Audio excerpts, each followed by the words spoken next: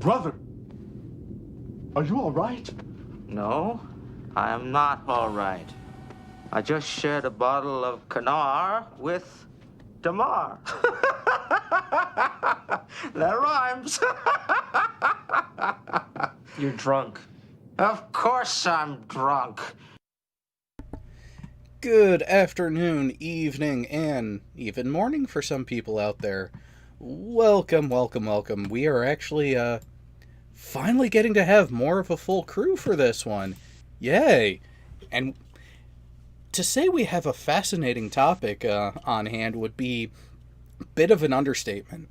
Now, I did have to make sure that a particular panel member was here for this one, since it was his suggestion of the topic. Well, to be fair, he did phrase it initially as a Star Trek only topic, but I decided, wait a minute, why not do this sci-fi wide? And I think that's where maybe I kind of pissed you off there for a ball. You can't paint in broad strokes. I get distracted easy. Oh, is that your excuse for last night? The broad stroke painting was distracting you? A little bit. Oh wait, no, that was the painter. That was okay. Never got mind. I got it now. I got it. That's a different show. Which, yeah, how was the recovery from that? How long were you guys still talking after I left? A good amount of time, because remember we added on that last panel member to reminisce and say hello. I said the status update was good and Yeah. Progress is made, and that's always a beautiful thing. Can't believe the kid has a girlfriend. A girlfriend with a kid. I know. But, another topic for another time.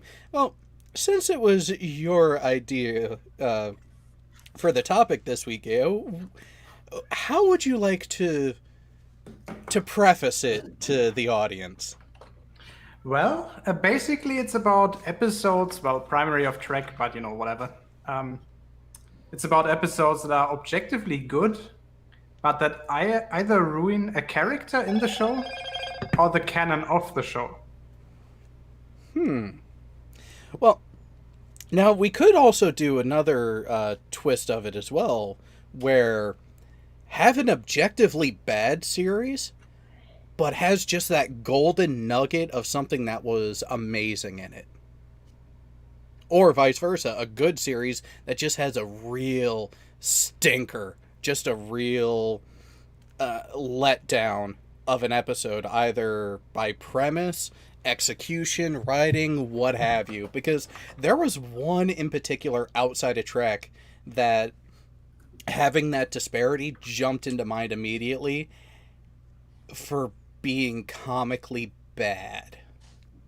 And it wasn't just that it was a standalone episode that was comically bad. They ended up bringing back one of the side characters in future episodes. So, how familiar are the two of you with Stargate SG-1? Not Oh, God. very Long familiar. time ago. I've seen pretty much all of it, but not multiple times. Well, the one that stood out to me should end up coming to mind just because of how wonderful of an episode it was. Do you recall where they had the studio person there at SGC getting essentially their approval and input on a TV series? You mean the one that was super meta? Oh yeah. So like, there's one I don't thing of remember that being one. you don't remember where they had the producer of a Stargate SG-1 series inside of the show at the command trying to get essentially more information and approval about the stories being told and everything. It was gloriously bad. Fractally wrong. That is a good way to put it, because the tropes used in the series were both poking fun at themselves as a series, but doing it in such a way that cringe-inducing doesn't even begin to describe it. Because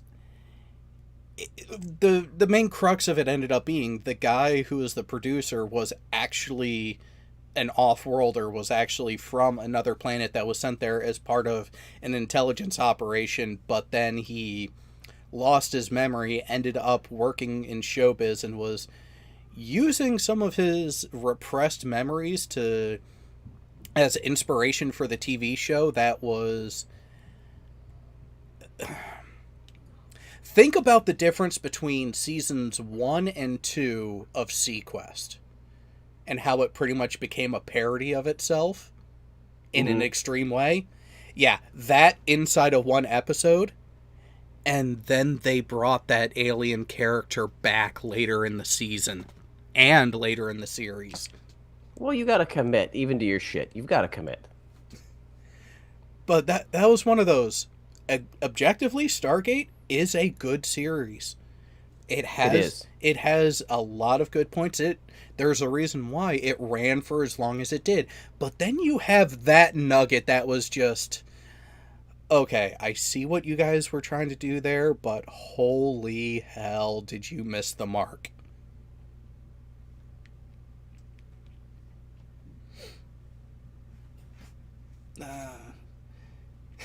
Gregor Edgar says, I liked season 3, but I'm into military sci-fi. That is a beautiful thing with sci-fi, is you get a lot of diversity in it, especially when you have different mindsets going into the writing of it. Well, what did Anamorphic Mind say? Comment from last night. Ah, yes. Just remember, more than twice is playing with it. But so, okay, what was the inspiration that you had for the topic? What was it that made it come to mind? And let me guess, you were rewatching a series. I was watching the Deep Space Nine episode, Dr. Bashir, I presume. Which is objectively alright, but completely ruined the character of Bashir. Oh, and that is the thing. There are multiple instances of mishandling a character. And sometimes they end up ruining the character. Other times, it's like stubbing your toe and ending up breaking a bone. You can heal from it, you can move on, but it still fucking hurts. As there was another Trek episode, different series that came up.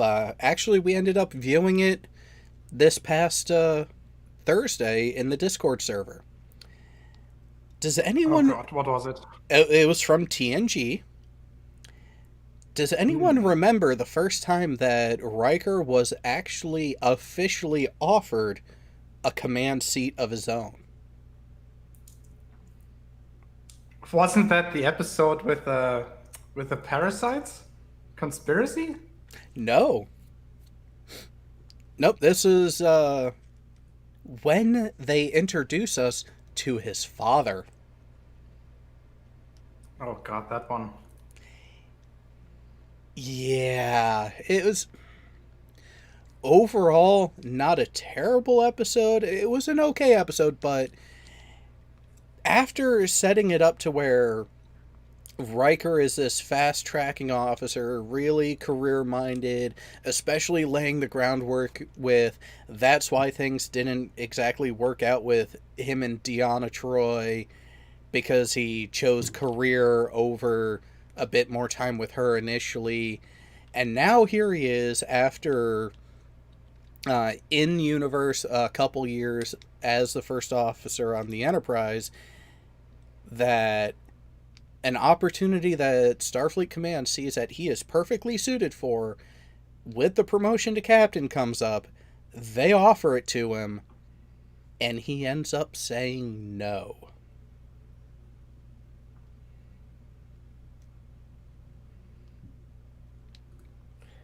I'm looking over the plot for Geos.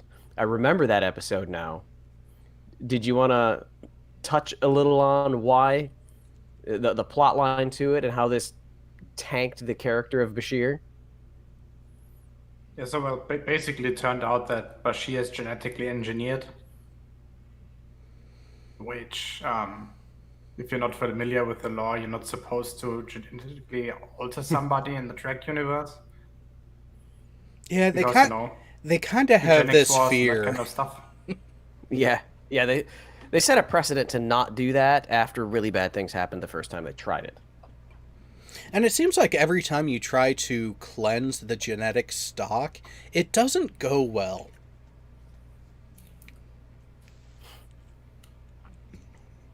Yeah, I remember that one now. It added a twist to the character that was more complex and unneeded, but it didn't add depth to him. Well, it did explain one thing, though. For as open and engaging and friendly as a character he was, there was no real familial connection that was ever established with him, and it gave a glimpse into why. And during the episode, I will give the episode itself this, in that rather than rushing into the explanation, it was that slow burn, that slower reveal of why is this person who is almost overly friendly and lovable and seeking approval for who and how he is, why does he have such an aversion to his parents? And with that reveal of him having been genetically manipulated, which is the reason for his intelligence and his performance and even his position in Starfleet, it makes sense on why early on he was so seeking of the acceptance of others for who he is, and why he did put a lot of effort and time into actually crafting the friendship that he ended up developing with Miles. So even though that, yeah, it really, the episode and the topic could have been done better, there's that little bit of, okay, it makes sense in explaining historical behavior of the character. But at the same time, I think there was another reason why the writers did it. When you look at the general cast makeup of your Star Trek series, your mainline Star Trek series, TOS, TNG, DS9, and Voyager, when you compare your core staff, what was DS9 lacking that everyone else had? The hyper-intelligent officer. Spock, Data, Tuvok. Mm-hmm. DS9 did not have that supreme intelligence until they made Bashir into the de facto embodiment of it. Yeah, two things here. First of all, he showed that behavior before that. He was always, the doctor guy. But second of all, don't forget Dax. Dax, while intelligent, wasn't that coldly analytical hyper-intelligence. She had wisdom, I would say. Yeah. Wisdom because of years, not unexpected intelligence that is not rivaled by others.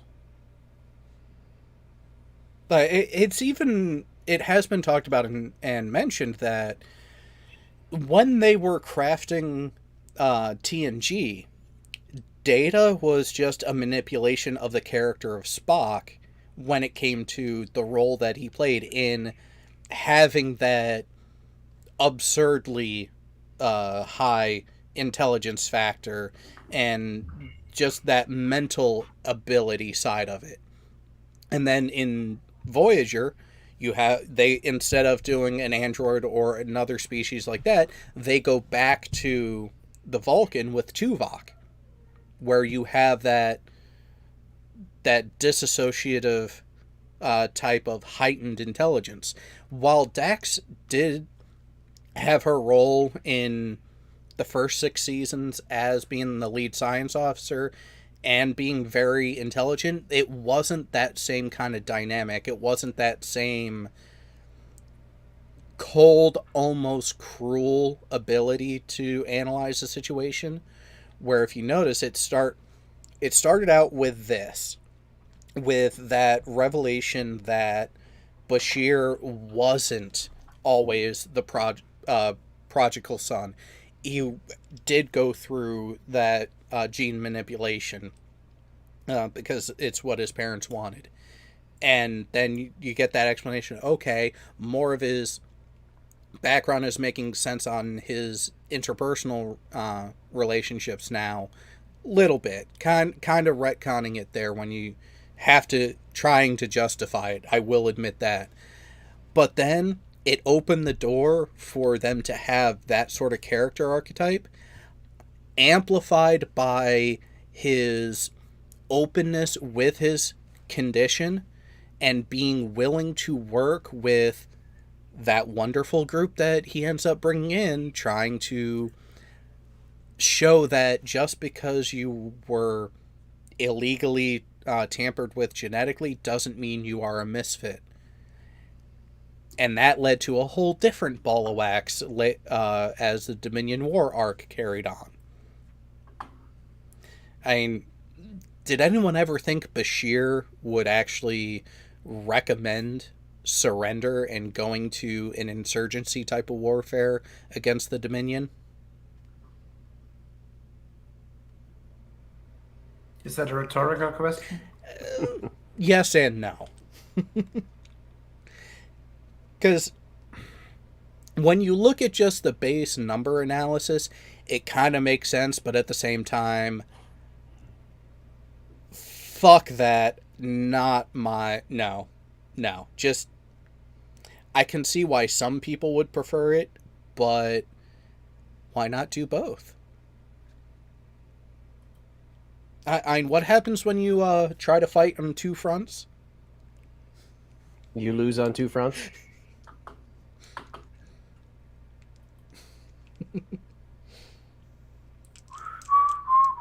I don't know what you're talking about. I did not see that coming. Yeah. You die in Russia during the winter. That's what happens. But yeah, I could see that being a view of it where, yeah, that revelation with Bashir did kind of sully it, but at the same time, I think part of what made it worse is actually how that detail of the character was utilized going forward. Yeah. They used it a few times just to make him, do some sort of calculation by his head, which, otherwise you would just ask the computer. And then they would make some point about his hyperintelligence. Yeah, and that's why... For example, remember the one where they... I think that was season 6 episode, either 1 or 2, during the occupation, when they attacked a Jem'Hadar outpost with the stolen Jem'Hadar ship. And it ends with them being stuck in enemy space because their warp core is grilled. Yeah, and determining how long it would take to get home, and he gets it damn near to the second. Yeah, pretty much. And they did that a few times in the series, which is like super pointless. I mean, why? Seriously? Well, again, and that's why I think they were going for reestablishing the trope and the crew makeup of having that character capable of doing that purely mentally. Because until that point, until that revelation, they did not have a character, a recurring, consistent character on DS9 that fit that mold. Yeah, but was it really missing? I didn't have the feeling that that spot in the crew was really needed for DS9. And that's where I'll agree with you. It was an unnecessary addition. It is one of those, you have a good thing going, don't fuck it up. You're about to fuck it up. Okay, you stubbed your toe. Now are you going to learn from it? And I think that's kind of why they only did it sporadically, because they realized afterwards probably that, wait a minute, did we really need to do this? Well, fuck, we already did it, so we can't just entirely hand wave and ignore it, but we can't make it a primary thing going forward either. Because otherwise, then it would have just... It would have been worse. It would have been even worse had they used it more. But there was another suggestion that you made that I'm actually kind of curious about, because I'll admit, part of it is I haven't taken the time to go back and rewatch the episode and any episodes later. But Bright Spot turned bad in Enterprise. Season 2, episode 20 or so, Cogenitor. Which was very well done episode. It really did. It was very reminiscent of a, not exactly the same, but very similar TNG episode, which we're probably only a couple weeks away from at the pace we're going. Let me guess. The Outcast? Yep, with Riker and oh god, what was Soren, yes. Soden? Soren. Because we made... I mean, the main problem that I had with Cogenitor was that Tucker had already made the same mistake earlier in the first season, where he was guessed aboard that Cerulean ship. Oh, you mean when he got knocked up without realizing it? Yep. So I mean, the end of that episode pretty much explained that he had learned his lesson of literally not putting his fingers where they don't belong. And yet in season 2, he makes the same mistake again in Cogenitor. But thinking with wrong head and thinking you're doing a good thing by helping another person of another species be more than what they are, because the whole thing about progress is wanting to make everyone equal, either by, well, outcome by force or opportunity. Oh, wait. Yeah, but in that case, we are again talking about, unforeseen consequences. Yeah, well, and that's exactly why. I will give the premise of both episodes this in laying the groundwork for the reason, intent, heart, and application of the Prime Directive. Which, if you want an even better episode of showing the gray areas with it, does anyone remember Data's pen pal from season 2 of TNG? You mean the girl on that dying planet that was not capable of warp travel. But was capable of transmissions, and Data and Sharzenka had a conversation going, and Data pulled a trip. But Data only made the mistake once. Well, by his own actions, not malfunction, once. And it went to show how important and yet divisive talking about the Prime Directive can be. And this is one of the more interesting facets to that episode of TNG, is where the conversation took place amongst the command staff.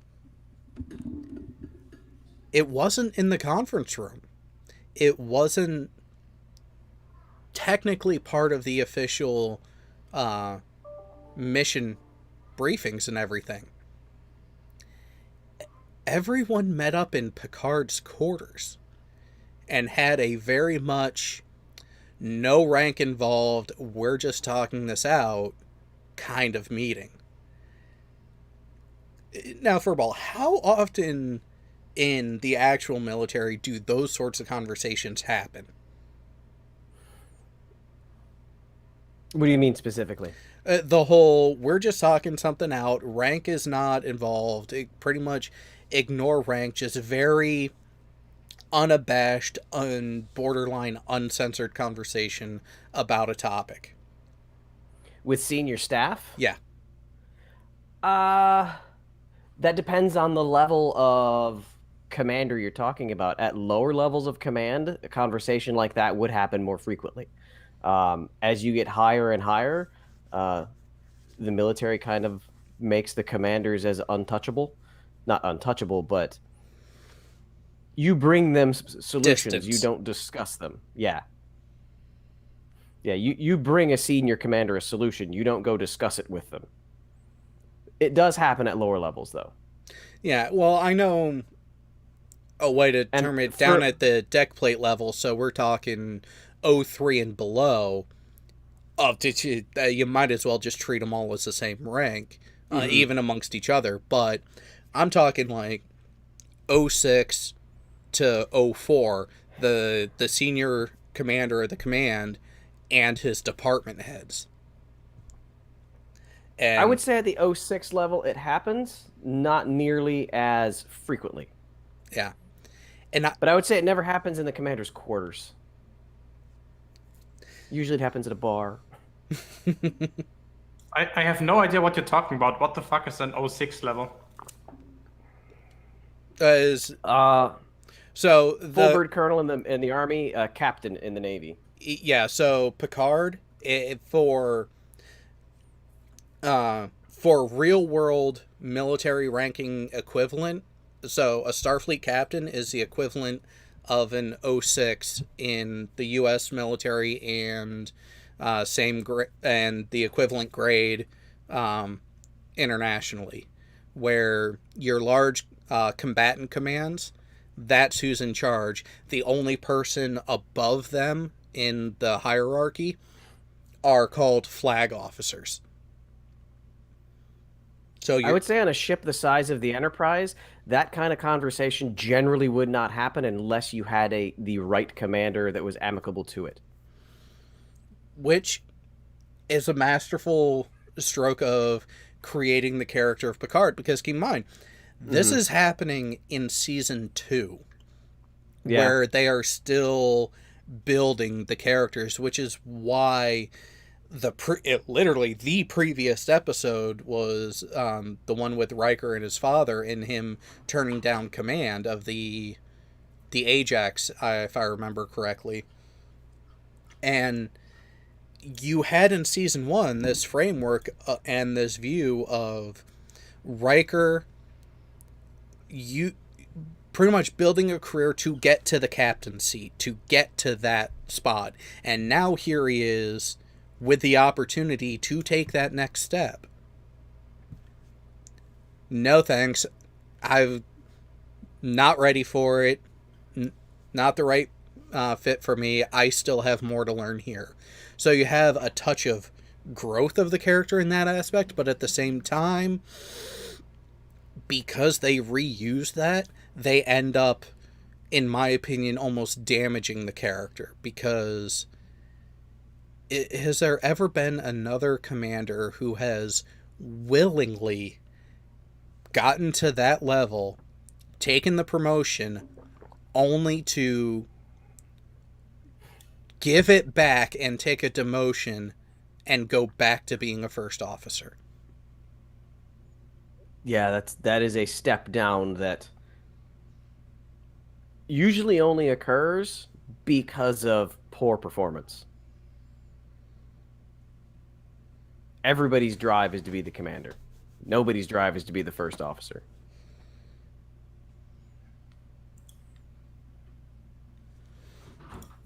And now I will give them this for riding that throughout the rest of the series, where Riker ends up becoming known as the person who doesn't want the chair. But that was such a shift, and it was a quick shift in how they were handling his character, that I don't think we ever really got an explanation for it. I don't think they ever truly fleshed it out and justified it. You could see it though as an internal decision that necessarily didn't have to be scripted. Because if he is the perfect first officer, and turning down command the first time because you're in that seat, and now I'm retracting my prior on not wanting to be a commander, because I'll admit I've stagnated my career on my own because I was in the seat to do, not in the seat to tell others to do. And that's where I wanted to be. The XO of a ship of that size, I could see that he's at the level of doing, not telling others to do. So I retract my prior statement about everybody wants to be the commander, nobody wants to be the XO, because I've done that. And I didn't want to move up because I was at a level that I could be directly effective. So if that was the path that Riker was taking, at some point, it's an internal struggle of making the determination for yourself that not only am I ready, but I'm capable, and it's time. Yeah.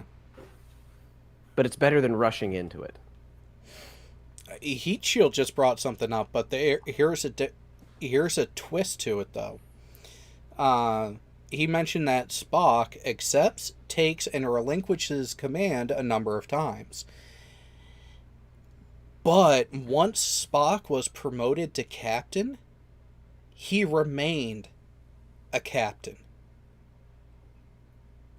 So a lot of those instances, when you look at when it happened to Spock, took place during the movies. Star Trek 2. Mm-hmm. Kirk is an admiral. Spock is the captain of the Enterprise, which is being utilized as a training ship. When an actual mission came up, Spock is like, no, regulations say you're in command. You're the high-ranking officer on this. It's your mission. I have no ego to bruise. And I think that was actually a very good bit of writing from the staff, showing that Kirk actually learned from the way he handled the situation in the first movie. Which, there was an instance there with Decker. Decker was promoted to captain, was overseeing the refit of the Enterprise. A mission came up that the Enterprise was the ship to be utilized. Kirk shoehorned his way back into the chair for it. But Decker was demoted to commander as part of it. It wasn't just, you're being set aside to be the first officer, and you are also being temporarily demoted back to commander. It wasn't Decker's choice to do that. He was told that's what was happening. So how would you? So a couple comments in the side here about seeing Picard as a rear admiral over a battle group, and some Gregor mentioning you'd love to see him as a true admiral with Riker as his flag captain. How do you see the rank structure in Starfleet compared to the current Navy? You would have to look at a most of your cruiser class starships from the Federation. Those are equivalent to your battleships and aircraft carriers, your capital ships, which, guess what grade is as the commanding officer of those? 06. Your full bird. So what would generally happen, bit of a comparison here. When you actually look at fleet deployments in Starfleet, they actually do mirror the Navy in a very similar fashion. Your smaller escort type ships like the Miranda class, in the time of the Dominion War, were actually captained by commanders most often, not actual 4-pip captains. You do have some of that some of those legacy holdover from more of the peacetime makeup, but a lot of your smaller combatant commanders are a grade below full bird. So I would look. One major difference, though, is that the flag officers, you don't see flag officers in the fleet, whereas there's a flag officer on a carrier on the carrier as the commander of the carrier group. Correct? Of the entire group, not just the ship. So if there was a similar conversation or similar structure, it would be there should have been a flag officer aboard the Enterprise. And if you notice a number of times where something had that sort of importance, there were a couple times that an admiral was aboard the Enterprise as part of a mission profile. The one time that there should have been one and there wasn't was the border blockade between the Klingon and Romulan empires, which was season 4, if I remember right. Don't remember. During the Klingon Civil War, I think you remember right. Yes, at the season 4 or season 5. Yeah. So in that instance, where Data is given command of the Nebula class, and again given command but is not a captain, and you have that sort of billet precedes rank oftentimes, but in that group, because you actually do have a task force doing one mission profile, in most cases you would have a 1-star flag officer in direct command of the entire group. And in that sort of instance, that person would have been aboard the Enterprise. If for more analogous rankings and distribution. But they were really flexible with those sorts of things in Starfleet, especially. So the next movie coming up, the next episode, we're doing First Contact. Who is in charge of the fleet that engages the Borg at the outset of the Battle of Sector 001? It's an admiral. Yeah. But then the admiral ship's destroyed. Enterprise and Picard come in. Picard, being presumably the ranking captain of the surviving ships, has the authority and the responsibility to take command of the group at that point.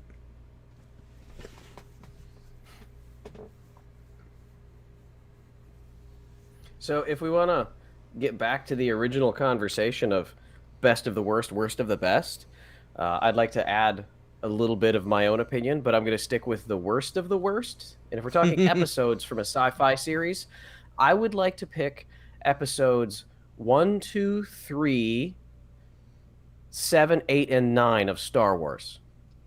All worst of the worst. Technically, they're episodes. I don't know. How do you judge there? Point. But I would actually counter it in this way. Episodes 1, 2, and 3 weren't that bad in the grand scheme of things now, were they? They set up. If you can erase some of the absolute garbage nonsense that was in there, Jar Jar? I wish, Star Wars was like an Etch-a-Sketch and you could just shake it and make it go away at some points. The garbage. I'm pretty that was sure that in for the an plot. upcoming 10th episode, it turns out that the absolute evil mastermind is not Emperor Palpatine. It's actually the unholy love child between Jar Jar Binks and Watto. I like how 1, 2, and 3 set up 4, 5, and 6. I mean, it did tell the backstory. It did give you the arc.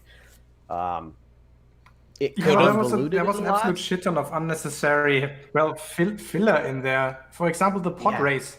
What plot device did that, or what did that serve? Have you CGI porn. That's it. Yeah, have you met George Lucas? Do you remember what his company was primarily known for? Yeah, Industrial Lights and Magic. It's CGI porn. That's it. And when you really look at it, did even the original trilogy, did those movies need to be the length they were to convey the story that they were telling? Not exactly, but that was the mode at the time of when Lucas was getting into filmmaking and everything. That was the style at the time, and he never grew out of it. And that is the thing, is you have some of his contemporaries like Spielberg and some of the other notable filmmakers who have stood the test of time. While their style is still distinct, they have adapted with the times and have stayed relevant in that aspect. How long of a break was it between films that studios allowed Lucas to make?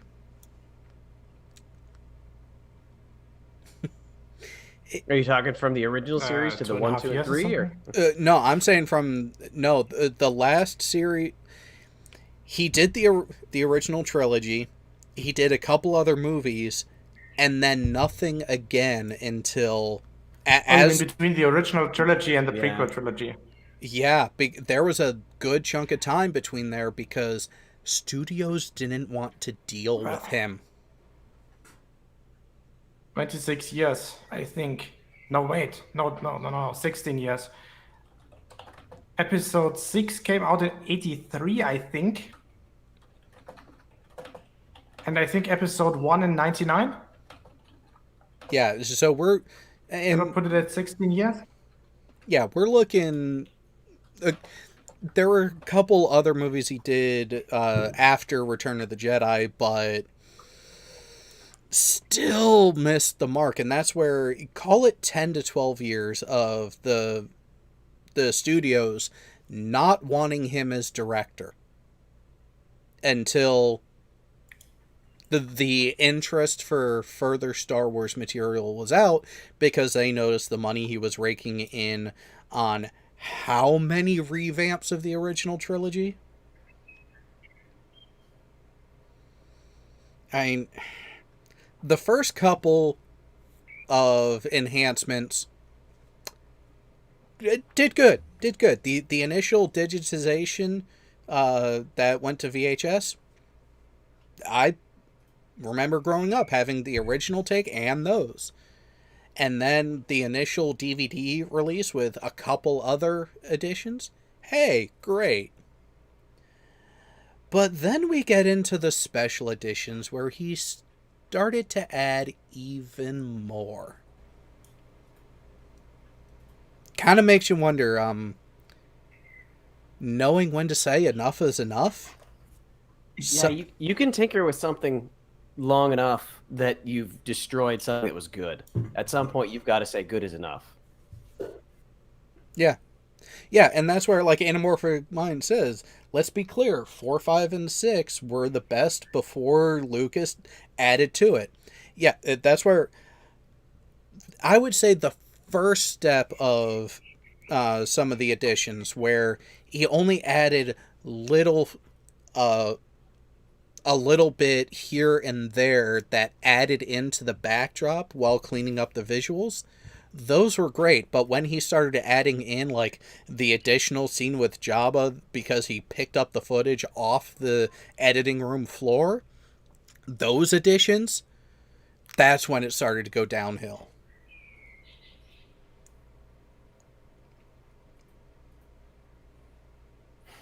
Yeah, I think he could have told a better story if they should have had an outside consultant come in with a knife and just cut away and take out the nonsense so that you could add to the story and plot line to it.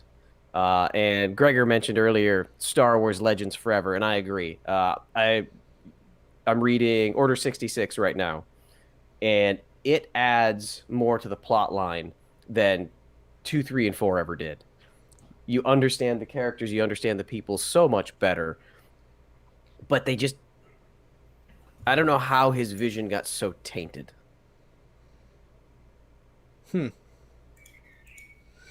And part of it is the... So, what is the most common comparison and battle in sci-fi franchises? Trek versus Wars. Yeah, Trek versus Wars. And what is it that Trek does that Star Wars doesn't do as blatantly? Political narrative and evaluation. Yeah. And what is it that especially the current generation of creative minds behind Star Wars, what are they all about? Money? You gotta have a statement. Pushing a political narrative while making money. If you notice, there's a lot of backlash in the Disney-owned portion of Star Wars because, yeah, push the political narrative, but holy fuck, you're not making the money you should. What the hell? What gives? Well, that's where they start blaming the audience instead of looking in the fucking mirror. Because here's the thing. Hi, member of the paying audience here. If you actually made a product that was worth a damn, I would spend my money on it. And guess what? Same criticism goes to Star Trek. If you made a product worth a damn, I would have subscribed to CBS All Access. But you didn't. Somebody mentioned earlier that Picard series should have been Picard as an admiral, a fleet admiral over a squadron or a battle group. That's what the Picard series should have been. That would have been a lot better and made a lot more sense. Talking about high bars here. Anything would have been better than what we got. Well, I wouldn't say anything, but yeah, there is so much room. Okay, give me 3 scenarios that would have been worse. Come on, that's a challenge. Okay. Yeah, see? Your silence speaks more words than, words. Yeah, that's the thing. There are almost too many avenues for improvement on that. Although, there was one bright spot. There was one. And that was... Riker? Yes. The sparing use of Riker and the way that the character was utilized, both in the initial setting at his home and then when he showed up later with the fleet. Now, granted, the fleet, a bit too cookie cutter. Very much too cookie cutter. Just no. You would have had a lot more diversity of ships there. But aside from that, Riker as a character was actually done faithfully. Picard as a character, is there another term for assassination that just gets the point across even more wholeheartedly? Because I haven't been able to think of one.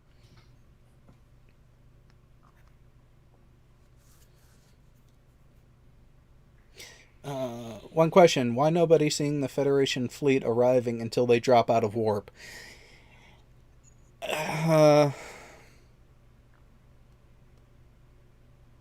That is a good question, because generally... Because of the plot. Yeah. Yeah, plot armor. Yeah, because the plot said so. Well, in that sense, a plot cloak, I guess. Maybe Starfleet headquarters didn't tell the Romulans about the Pegasus after all. Maybe.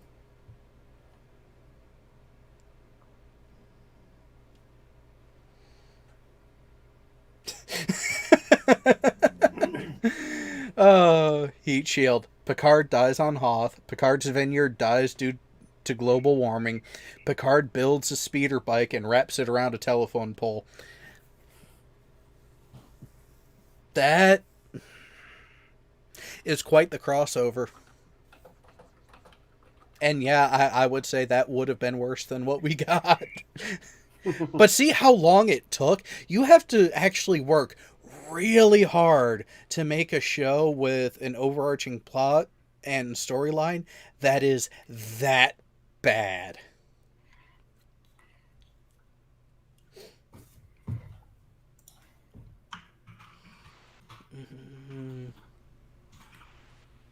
What is piece of cake? I'm unfamiliar with this one.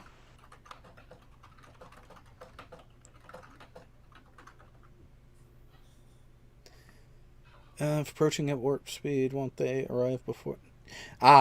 Yeah, exactly. So, subs and actually certifiably in game recently did a video talking about subspace, and yeah, normal physics, what we understand as normative physics, don't apply there. The reason why FTL communication can happen is because of the use of subspace.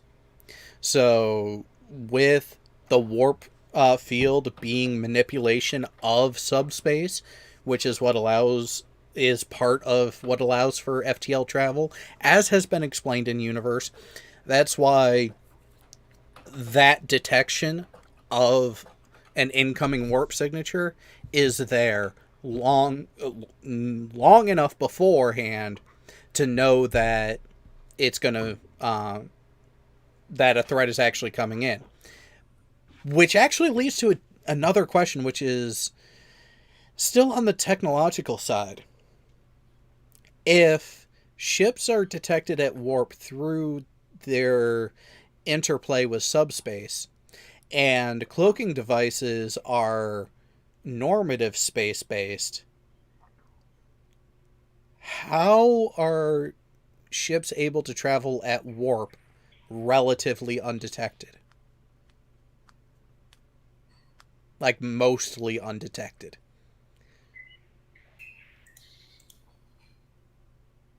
Magic? Methinks someone Space magic. someone didn't think it out too well. To quote Commander Quincy Taggart from the UNSC Protector, it's a TV show. Don't think about it. Never give up, never surrender.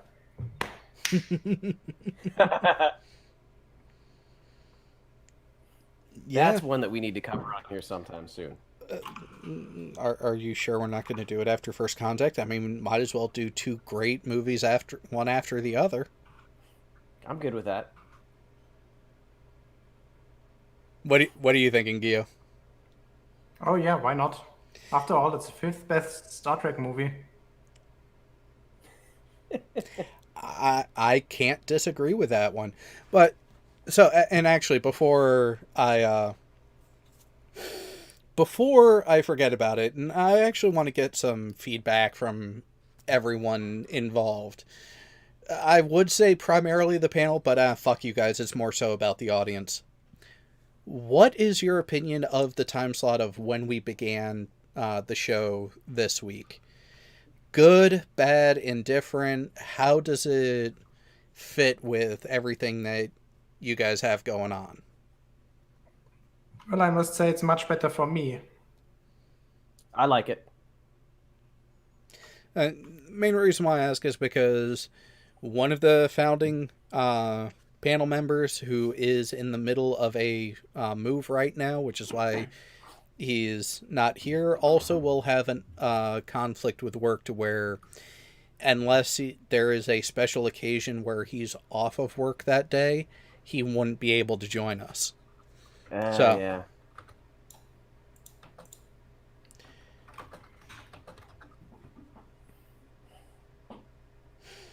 I mean, I can do either time slot. This one's just more convenient. Yeah, get with Jay and figure out which are the best times for him. yeah, and if it ends up where he ends up being a special guest from time to time instead, that might have to be the better way to go about it. Because I will say this, I do like the idea of being able to do other things after this with more daylight available. That does kind of. I'm going to the beach next, so yes. Another thing about daylight over here, sunset is at about 10:30 in the afternoon or in the evening. Oh, it's already staying up that. Yeah. That's about what it was in when I lived out in Washington State, and it was weird. But even still, No, Washington State is about, I'd say, almost 10 degrees further south than where I am. well, no, Let's see. with the but when I was living out there in the summer, it was between 9:30 and 10:30 when the sun would be noticeably going down. And what tipped us off to it, because a bunch of us in base housing were newer arrivals, kids were playing around, and we wondered why are the kids getting irritable? And then someone looked at their clock and it was like, holy shit, Okay, it's almost Jared. 10 o'clock. Yep. I just looked it up. So, Washington State is approximately from 46 degrees north to 49 degrees north. My hometown of Nuremberg is at 49:30, and Copenhagen is at 56. Yeah. I thought it was Copenhagen. Yeah, whatever. Talking English at the moment. Well, wait. In Danish is København. Interesting. There's a. Oh, that one. Yeah, like even at midnight, it's not completely dark, which is like weird. Yeah, I remember when I lived in the Netherlands, and the Netherlands doesn't feel like it's that far north, but it was the farthest north I've ever lived. During the summer, the sun never goes down, and during the winter, you drive to work in the dark and you drive home in the dark. Oh yeah, that was when I was. What do you mean by the sun never goes down?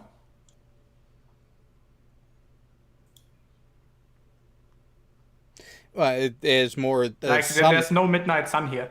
Therefore, also none in the Netherlands. There was still illumination to the sky for longer than what he was used to. Much longer. Yeah. Oh yeah, definitely.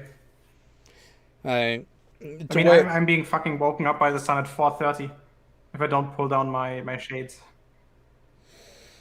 I had that. I remember that. That's why um, the houses there had metal rollants to block out the sunlight because otherwise, at midnight it's still daylight and you can read in bed. It's the only way to sleep at night. oh, I had a friend that was stationed in Iceland at what was it, Reykjavik, and yeah, you needed blackout curtains in order to sleep.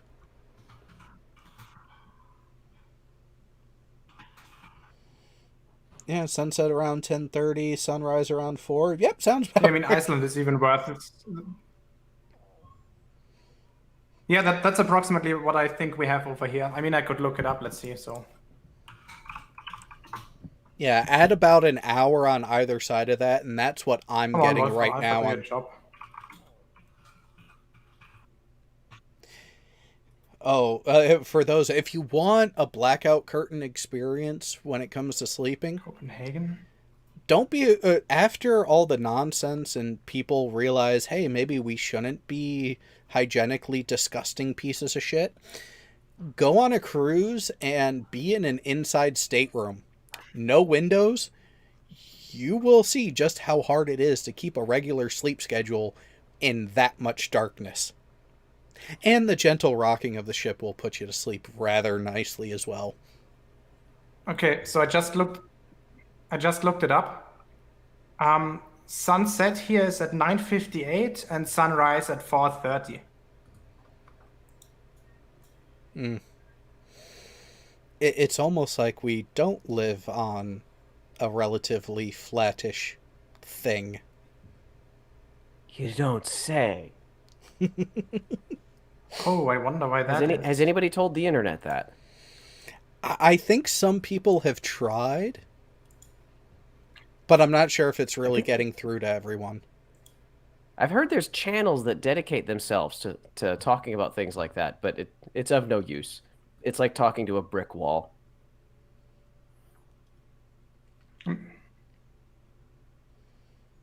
And by the way, Jared, I could never survive in an internal cabin in a cruise ship. I mean, the stupid ferries over to Germany are enough to get me seasick on bad days.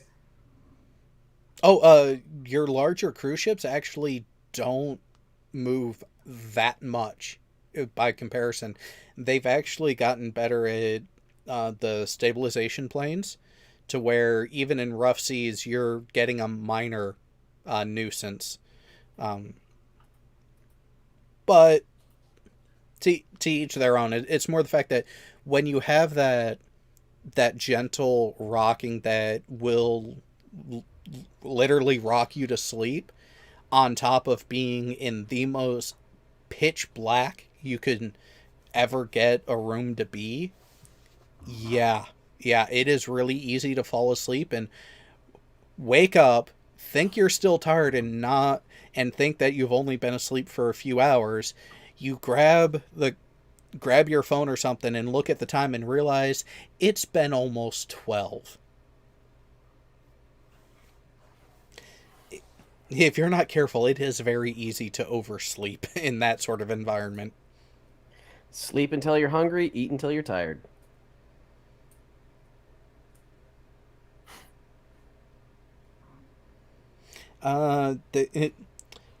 On aircraft carriers, there are We large. finally need to build that stupid tunnel.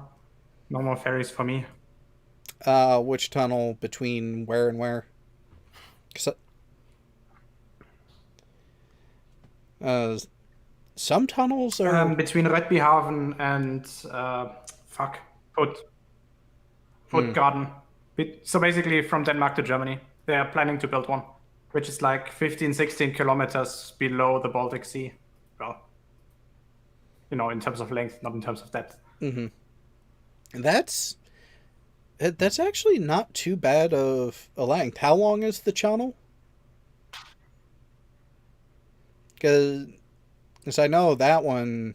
About the same, I'd say. This channel isn't long at all. Maybe a little more.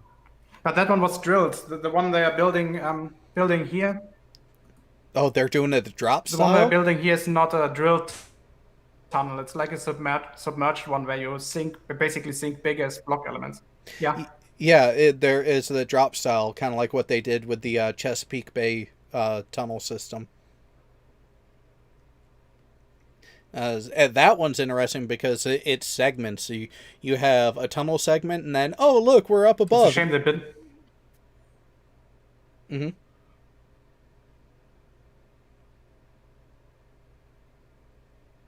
Well, what? It's interesting that they didn't build or decide to build the one between Getze and Rostock, which would have been, well, even though it was 3 times the length, would have been much better to connect Eastern Europe to, Scandinavia.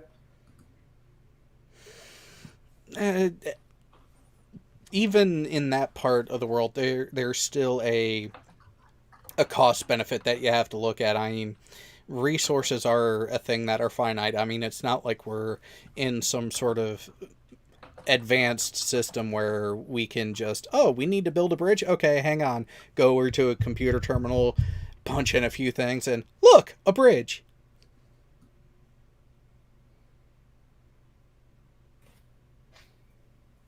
Yeah, well, I'm just saying that in terms of time saving, the other connection would have been much better.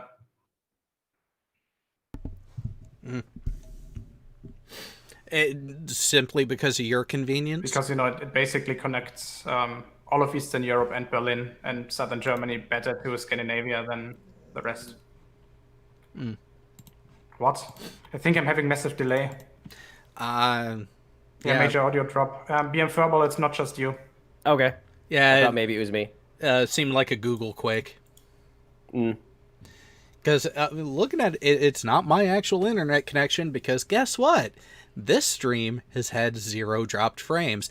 I have no clue how many there were last night, but it was probably in the couple 100,000. Yeah, I was saying before we went on air, there is just something about OBS connecting to YouTube between 8 p.m. and 9 p.m. Eastern on a Friday night. It just has not been happy for months. I blame it on all the fucking people being home. A couple of 100,000 is not important. It's not possible, Jared. A couple of 100,000 frames that were dropped is not possible. Total dropped frames over the course of about 45 minutes. Again, not possible. It's 30 frames per second, which means in 1,000 seconds, which are approximately 20 minutes, you can only drop 30,000 frames. 45 minutes by 60 seconds by 30 frames.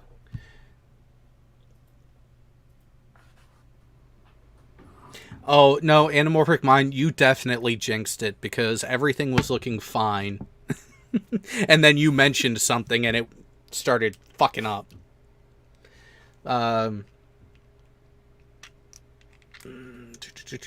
Let's... 1 hour. So I have to multiply 30 times 6 times 60 times 45. It's like 108. 81,000 frames. And that would be in 45 minutes if you dropped every single frame. Yeah. Again, I said I don't know how much, but it was probably... I kept seeing over 10,000 dropped frames. It would reset the connection and then go over 10,000 again. And one time it actually did get to 18,000 before swapping. So, yeah. I think I might just have to start cutting wires into other people's homes, just because I'm a selfish asshat like that sometimes.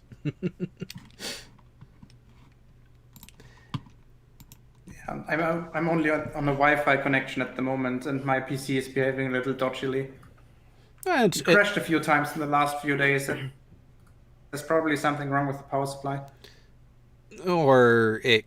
Well, how hot has it been? And what's your thermal regulation like inside the new place? Temperature? Yeah. Because I remember seeing a lot of Completely complaints. fine as long as the temperature of the ambient air isn't rising above 30 degrees. I'm fine. Yeah, I mean under full synthetic load, yes, my processor is almost melting at like 30 and 85 degrees, but whatever. But it's not that. It behaves as if there's something fucky with the 5-volt rail on the power supply. Like, a USB device is not charging properly, USB lights going out randomly, and the thing just freezing every now and then. I checked the GPU already by stress testing it, and it's okay. The CPU is also okay, because if a CPU isn't okay, it basically dies instantly. So it's either the motherboard, RAM, or the power supply, or one of the SSDs. But I checked both the RAM and the SSDs, and they are fine. Well, I experienced before, and I found out what the problem was with why I had the issue with everything crashing before and not wanting to work appropriately. And part of it was Google Chrome wanted to maximize my CPU usage, and before that, the storage issue that I was having was because of multiple updates that downloaded but failed to install properly, so they didn't delete them. So when I refreshed Windows, I ended up going from having about 16 gigs available on my primary sector, and now I have 145 available. And there are only 2 programs that I did not reinstall yet: Stellarium and Google Earth. And I'm not sure if or when I'm going to reinstall those. Probably what happened there is Windows tends not to delete old Windows installs. That every 6 months or so there's a major update for Windows 10, and if you don't manually delete the old files, they stay on your SSD. It's like, I don't know, 30-40 gigabytes per every 6 months. I mean, and I don't give a fuck anymore, because my primary system is on a primary drive, is a 1 terabyte SSD. So whatever. But in smaller systems, make sure to clean that up. Well, and that's where, so I have a 200 gig partition, and then a 750-ish gig partition off of that one. Yeah, it's a 1 terabyte drive that is allocated that way, and actually works because most of the data in games go onto the larger partition, and because it's on the same physical drive, having the interplay that way, I don't notice any processing lag.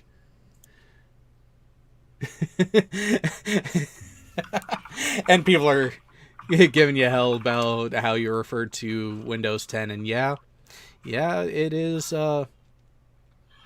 To say there are better systems Windows out 10 there, is perfectly fine.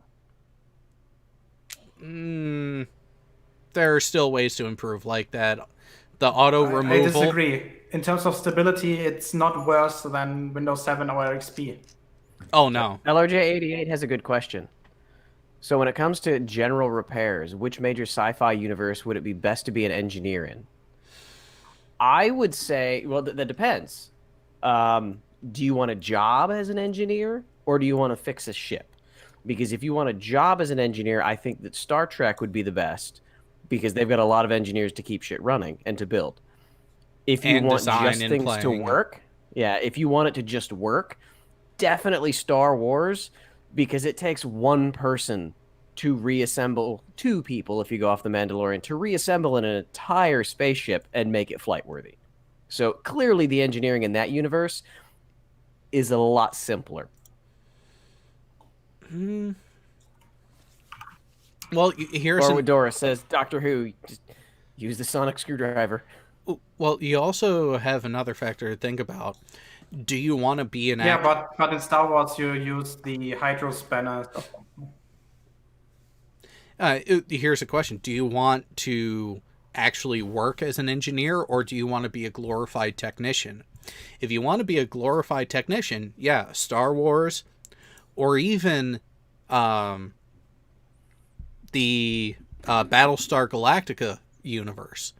A lot of repair work going on, not a lot of the more in-depth problem solving. If you want more of that in-depth stuff, more of that intellectually stimulating, go with Trek. Go with even... Imagine being a research engineer in Stargate. That could be a lot of fun. That would be. So it really depends on what exactly you want to specialize in. If you want to be more a jack of all trades and have that wealth of knowledge, yeah, Star Trek. Be a member of Starfleet Corps of Engineers. You will never get bored. There will always be something to look into, dig into, and either repair, design, improve. You have that full gambit available to you. But if you want to specialize more, well, depends on which specialty you want to go with. And in the Star Wars universe, things are always breaking, but it never takes any more than a Wookiee with a spanner wrench on the top of your ship banging on it to make it work again.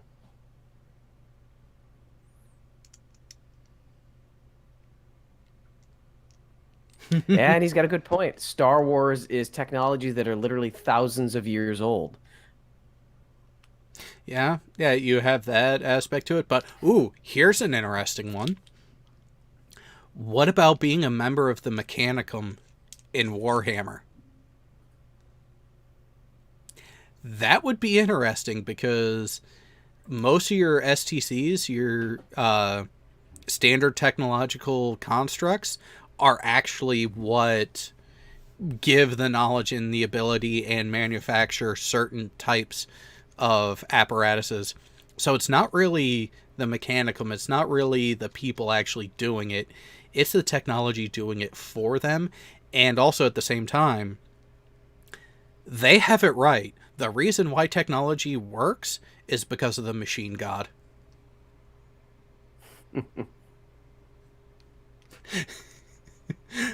oh, LRJ88. Oh dear fucking lord, no. What? Was that in question to joining the Mechanicum? You know, I have a tech priest over here who would love to talk to you.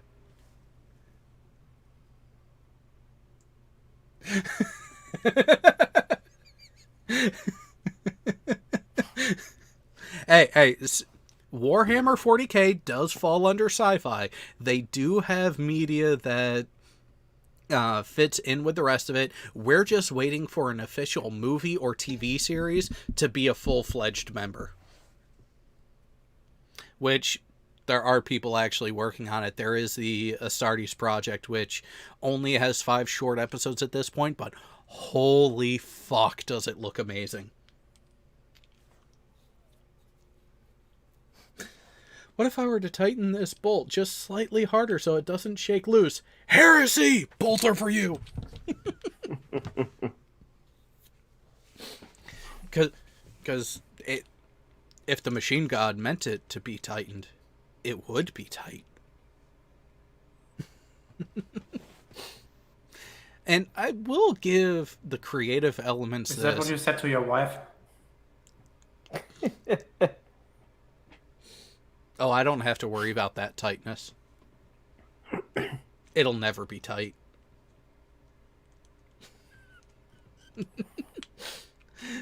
But the visuals of some of the ships in the Warhammer universe is rather intriguing, because it's not quite as realistic as, say, The Expanse, but it's not far off either.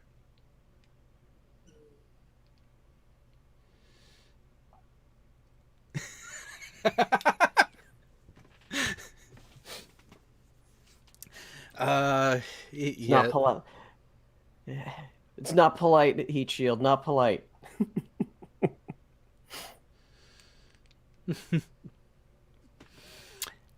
Yeah. There are so many things that could be said from that, but maybe that should have... Well, although you did kind of open that door last night and stepped in and then shut the door on your foot and then had it slammed in your face a couple times. What was that you said there again? What specifically? I said a lot of stupid shit last night. The opening bit about giving birth. Something about pain thresholds and pain tolerances. Oh, God. Oh, yeah, that apparently, studies have shown that women have a higher pain tolerance and birth really isn't that painful. Thankfully, my doors were closed and my wife didn't hear me when I said it, but then, Karis jumped in and corrected my wrongness. But yeah, it's always interesting. Have you heard that joke about Anthony Riley and the Rumpus recently? No. Okay, what do we miss? Okay, so that will be a long one, but I'm pretty sure you want to hear that one. Okay, so Rumpus and Riley apparently live right next to each other, right? They actually share a fence between the two of them, and on the line between the two parcels, I guess, there's an apple tree, and that apple tree recently dropped exactly one apple. And as you might imagine, it landed directly on the line between the two pieces of land between them. So they were arguing about whose apple that was, right? Because how would you determine that? And Riley suggested a ball kicking contest. So basically, who would get kicked in the balls the hardest, but not scream would win. So Riley would kick Rumpus in the balls. And when it was Riley's turn, Riley said, "Yeah, you can keep that apple." I find there's fault in that parable. Riley's not smart enough to think of that. Well,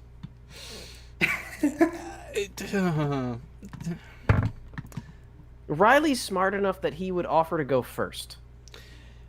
well, there's something about Riley, and this was shared to me not too long ago. Yeah. And you're sharing it? Yep, internal in the meat. Wait, I can't see it. Where is it? Riley going for a walk. Sorry. It's not being shared to me yet. You should see two of me in here, one of them presenting.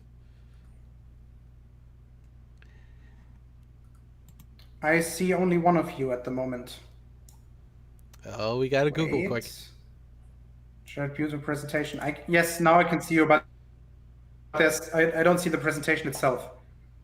All right, hang on. Let me try this again. So, For anyone in the chat, it's regarding Riley going for a long walk and finding... wait. They're gonna see it in a moment. Okay. Oh God! that was the reaction What are I you was doing, waiting Jared? for. That was the reaction I was waiting for before showing the audience. This came across, speaking of Riley.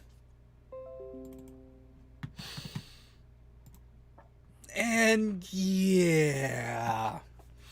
Someone decided to have some fun, and you know what? I have to say that's actually kind of an improvement. It's still fucking creepy as hell, but kind of an improvement over his I'm going to usual. claim that's not CGI.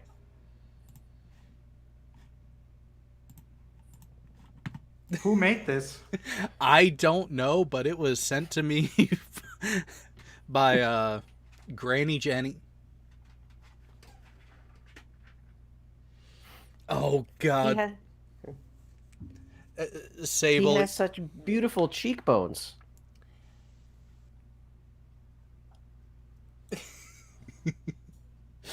The things, yeah, that's nightmare fuel. Anamorphic mind. That is pure nightmare food. And Leon does have a good question. Where's Russian vids when we need him? I mean, he is the master of transvestigations, right?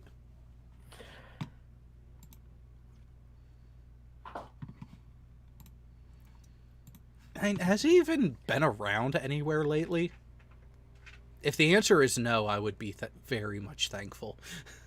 Yeah, I haven't seen him too much. It's been a couple weeks since I've heard anything from him on Twitter.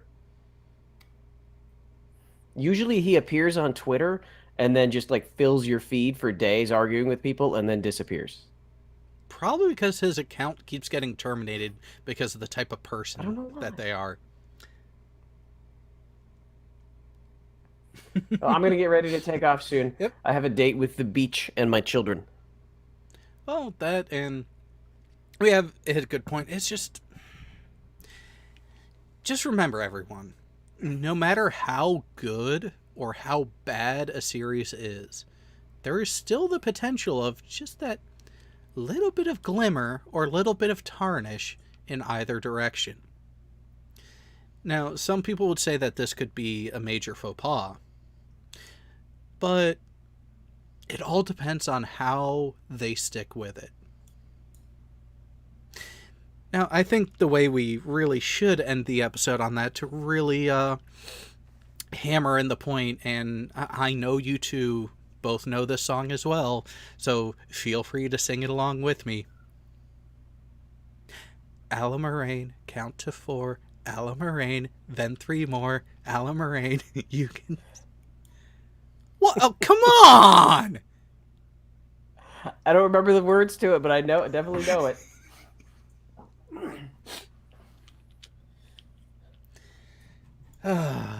Yes, even objectively the best written and best produced Star Trek series has its moments that just make you want to not even acknowledge it.